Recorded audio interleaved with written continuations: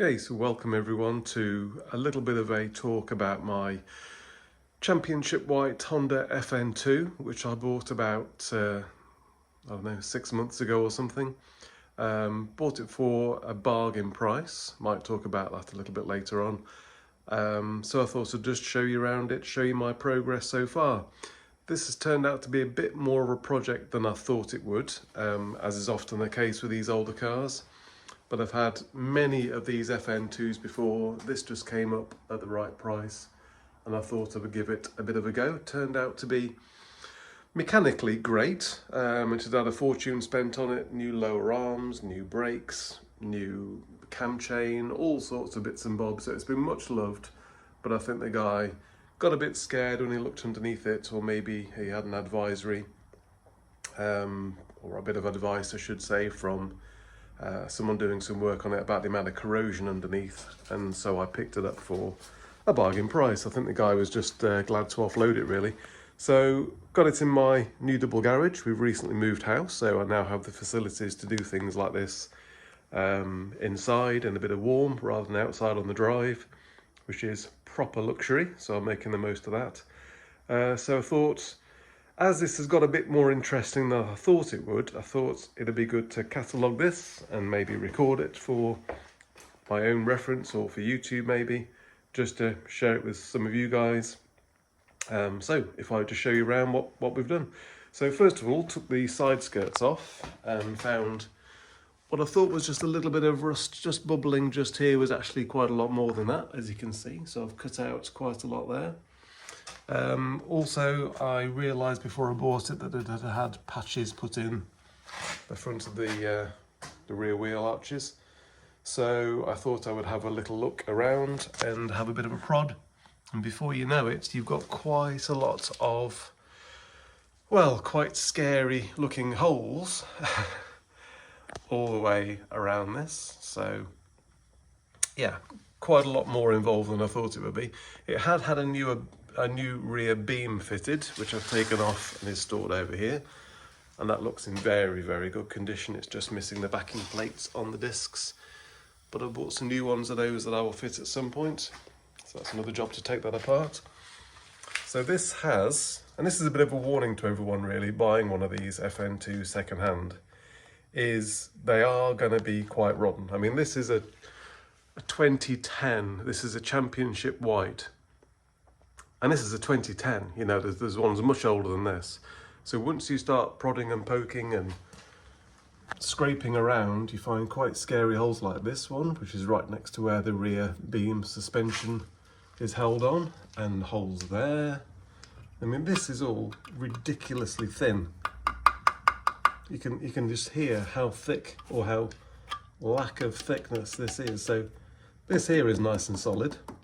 But up here, and this whole beam that comes down here is, I believe I've read somewhere, this is like high tensile. So this is high tensile, but because of course, I suppose this is like a structural beam along here that then sweeps down and kind of like goes along there and along the side of the car. So yeah, so structural, very thin metal, and quite scary when you poke around it and expose this type of rot. So this is proper holy, as you can see. Lots and lots and lots of stuff to sort out. And as I say, this is 2010. Holes here as well. So this wing will have to be replaced. It's not quite as scary around the other side. So let's go around here. So bit of rot there. Of course, there should be little triangular braces here, so this will have to be plated over there, another brace put there. But again, around the suspension mounting points, properly rotten, and down there as well. So I'm a reasonable amateur welder. I mean, I've done this on plenty of cars before. This is by nowhere near my first attempt at putting right something like this, but yeah, a bit more involved than I thought it would be. So I thought it'd be quite good to share with people out there in the FN2 world who might be interested in seeing this. Also this morning I've been bought myself a needle scaler to go with my compressor. So I've got a reasonably up-to-date compressor, which is this one here. Quite a high flow rate for an amateur job anyway. And I've just bought myself one of these needle scalers. And I've got to say that this is, for the money, I think this was about 40 quid. Absolutely fantastic. I've had these recommended to me before, but never really done it. I thought, well, you know, an angle grinder with a wire wheel or something on the end would do, something like that. But needle scalers are on another level, really, of just getting rid of loose crud and rust. So if I just show you a little bit underneath.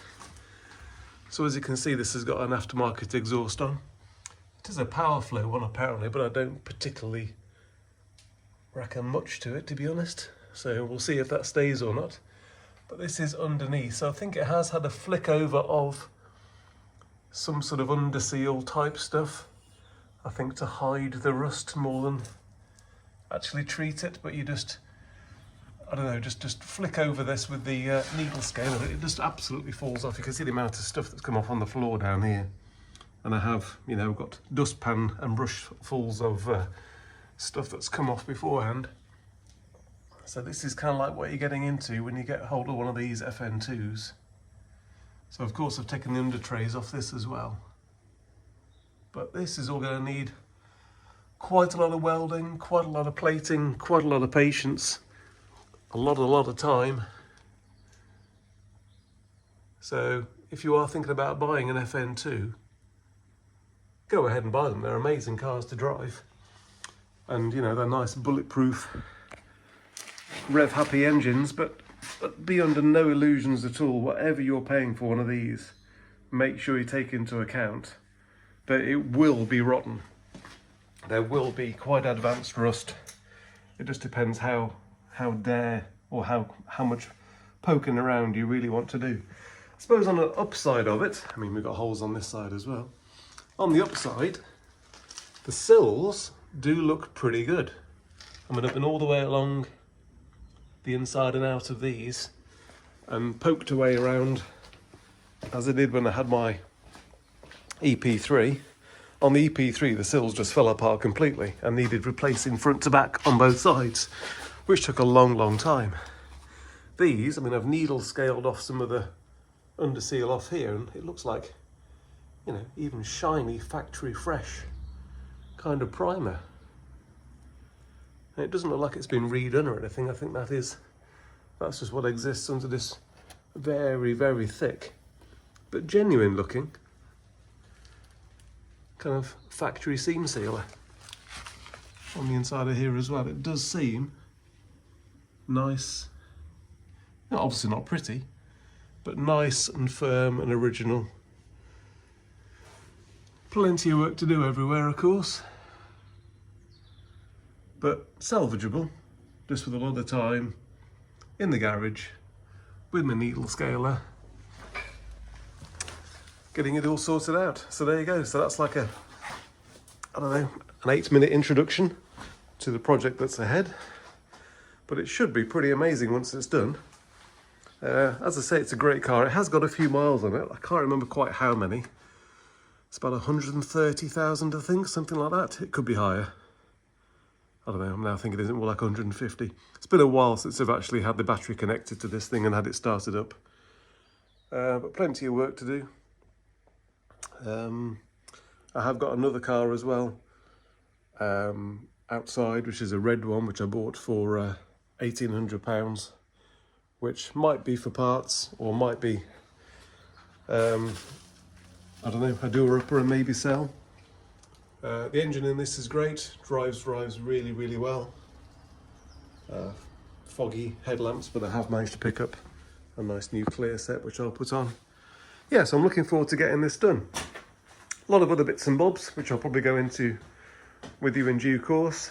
But yeah, so for everyone in FN2 world who's thinking about one of these cars or has one of these cars already, it might be worth checking out the state of it.